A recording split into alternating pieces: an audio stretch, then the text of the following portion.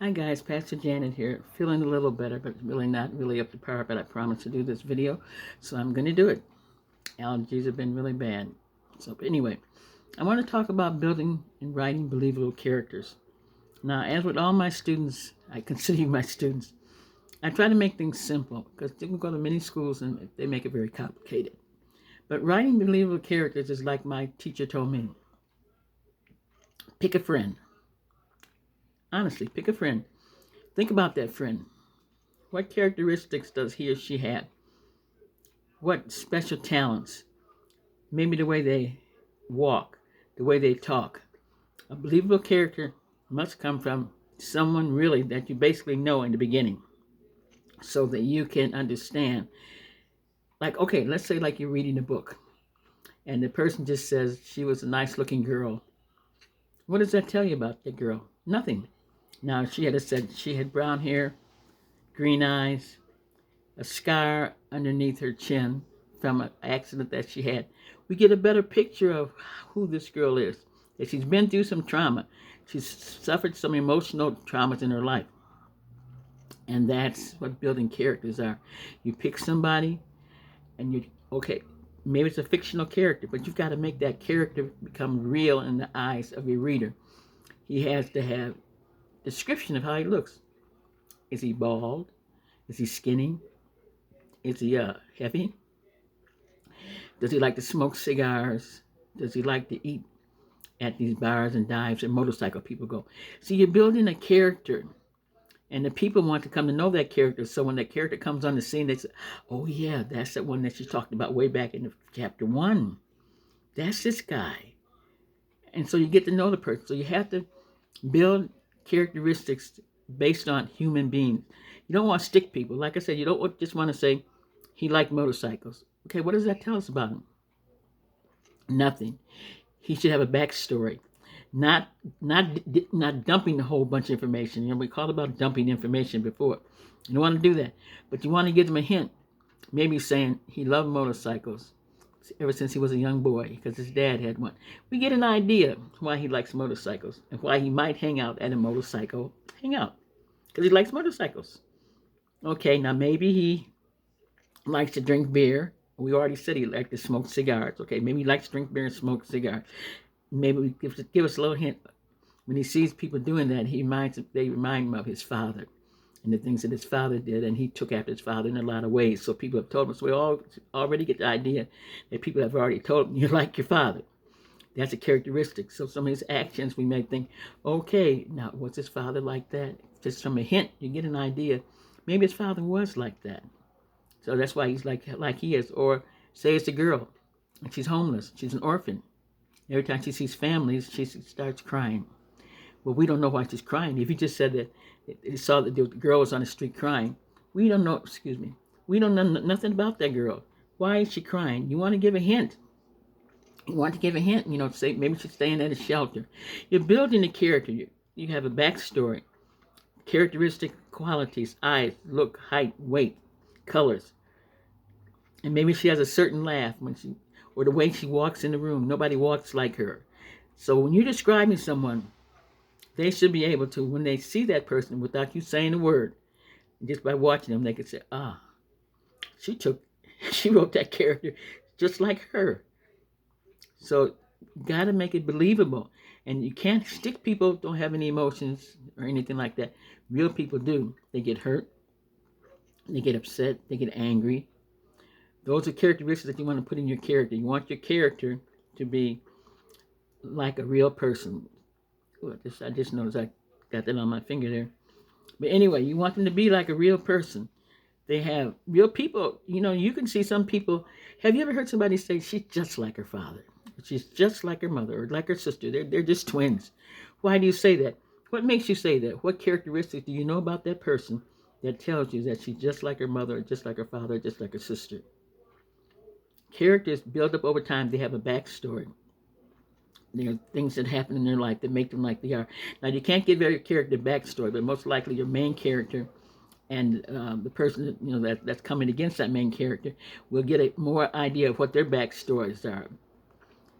The hero probably will want to give the people more information about the hero. why he's like he is, and why this enemy is coming against him. So you want to tell everything about the character so the people will say, I know him. Even when he first comes on the scene, just little hints and stuff. You're dropping little crumbs. When he first comes on, what's he doing? And then you might give a hint that it was a flashback. And when he was doing this, he saw a flashback. So now we're getting an idea. This action that he's performing right now has something to do with something that happened way back. So you want to flashbacks, you can use flashbacks, you can backstory, but you want to bring the character to life. You are the author. You're bringing that character to life so that people will say, I know this character. Like when you read like the book Gone with the Wind, they give you information from the beginning that told us how, the girl was. How her home, she lived in Terra, and Ref Butler. So we get an idea of the kind of men she liked and everything, even before a lot of this came on the scene. We get to see how she was a selfish person, she thought about herself and all that. All that comes in. But you build it slowly. You don't just, like I say, you don't just dump information and go off into a tangent and say, this person did this and that did that, and his mother and father did that and this, and just keep going on, and people get tired. A little bit of something, like I said, a Kit Kat, a little bit of piece of information that makes them want to know more. So you want to keep building your character a little bit at a time through, first you want to make sure that you know how the character looks, because you want the people to understand your character. If he's got blue eyes, if he has brown hair, if she has dimples on her cheeks, or a certain smile, or the way he or she curls their mouth when they talk. All of those characteristics come into play. Real people have them. You can think about people that you know. Some people before they even when they walk in the room, you know so much about them already because you've heard. And when the reader's reading, he's hearing from you, telling them this is this character. Same way in real life. People that as soon as you see them, you know everything about them because you've heard so much. You know about their life. You know certain things that have happened. It's the same with the reader. The reader should be able, after you read the first couple of chapters, he should get an idea of who this character is. What makes him be the way he is? What makes him act the way he is? What's he trying to accomplish? Why is he going through this?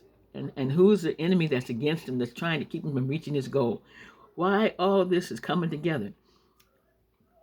You should be able, excuse my, like I said, these allergies, excuse me.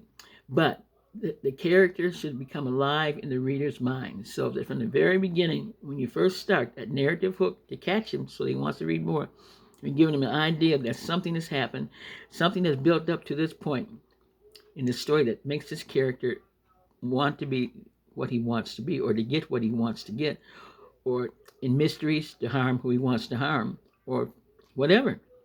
You're building a character. He's got to be real. So when the people, like I say, when they start reading the book after the first chapter, so they should get an idea who this character, who the heroine is, if it's a woman or if it's a man, and what's going on in their life, how they look, and it could be how they like to dress. Like we could say that this guy, he drove a Rolls Royce, so that gives us an idea right there. He's got money or something.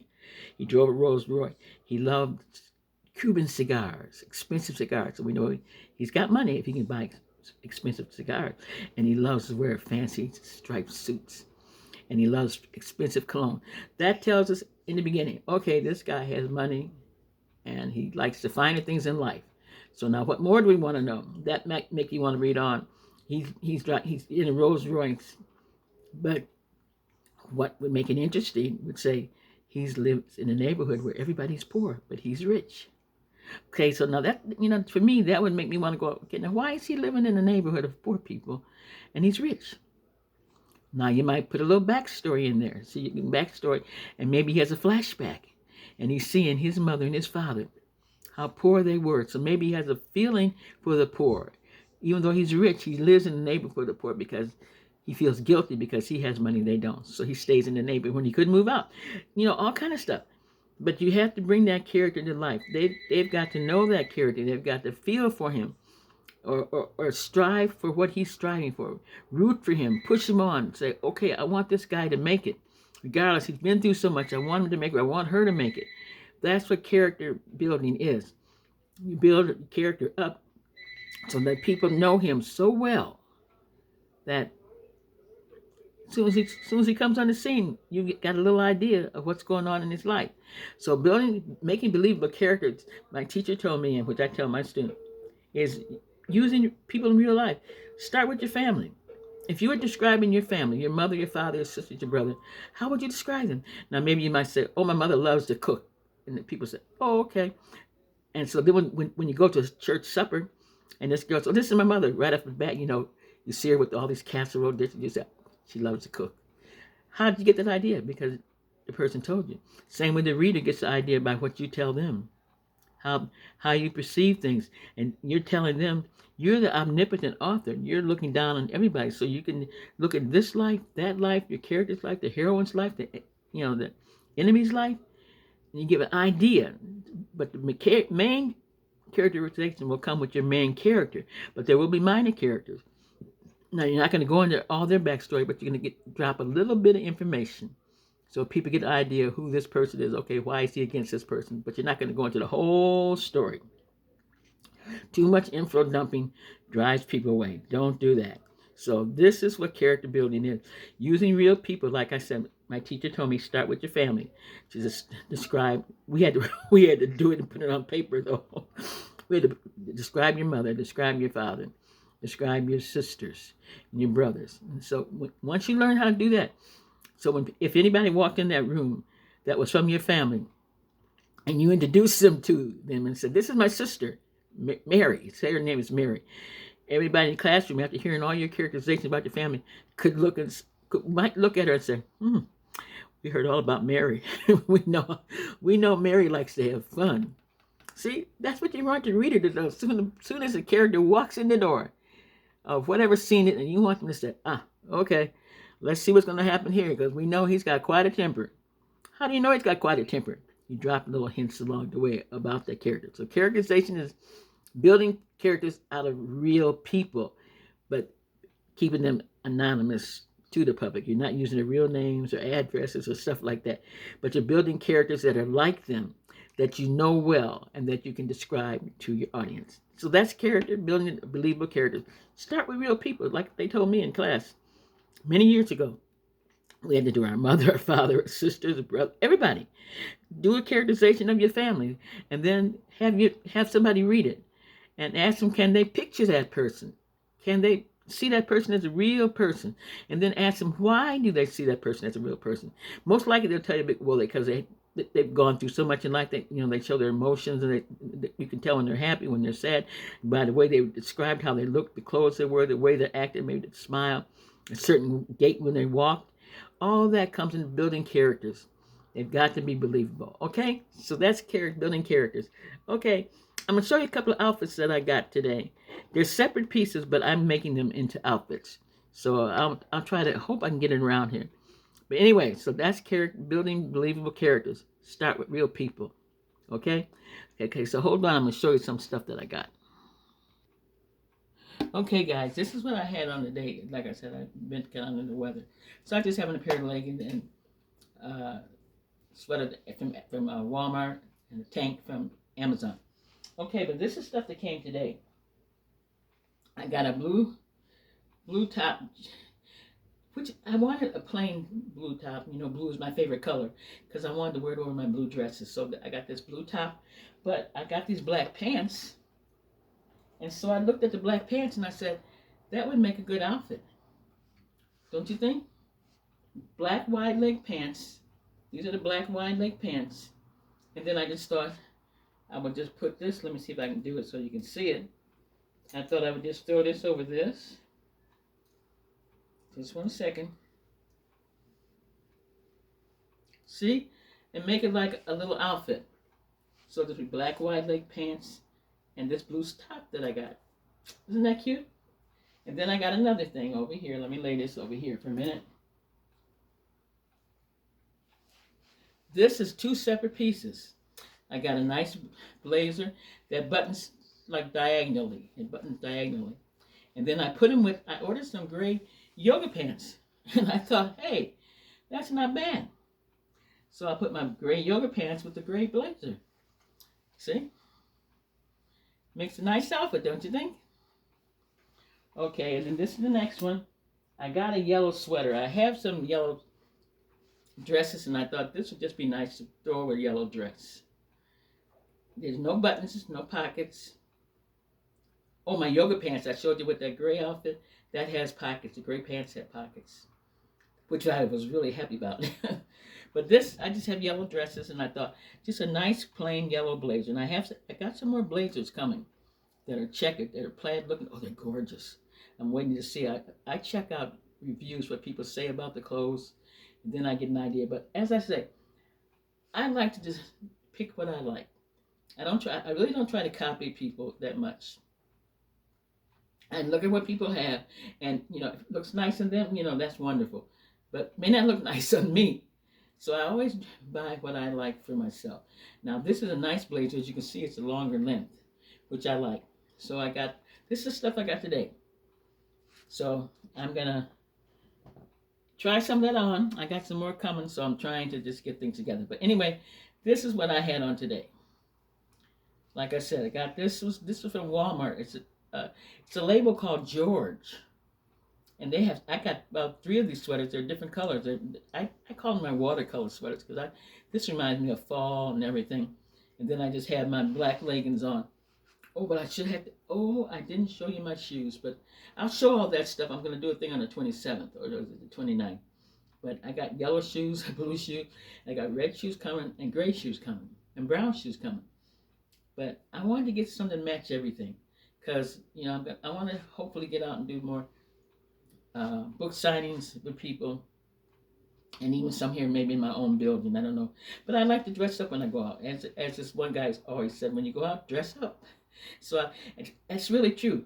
Whenever you go out and you're not dressed, you'll meet somebody every single time. I don't care. Every time I'm just like throwing a baseball cap on my head and throw a jacket over my, big jacket and run out in jeans and sloppy tennis shoes. Every single time I'll be in Walmart and somebody said, "Hey, how you doing?" And then I'm so embarrassed. I don't want to meet people when I'm not fixed up. So I like to fix myself up. So there's nothing wrong. Look, it's nothing wrong with dressing up in your own home and just going, "Ooh, ooh, I like this." That's me. That's what I do. Right now, I'm gonna let you go. But when my other clothes come in, I will be back. So pray that I feel better, much better than I have felt. But I'm getting better, slowly and surely. Okay, I love you guys. Take care. Bye bye now. Don't forget about those building believable characters now.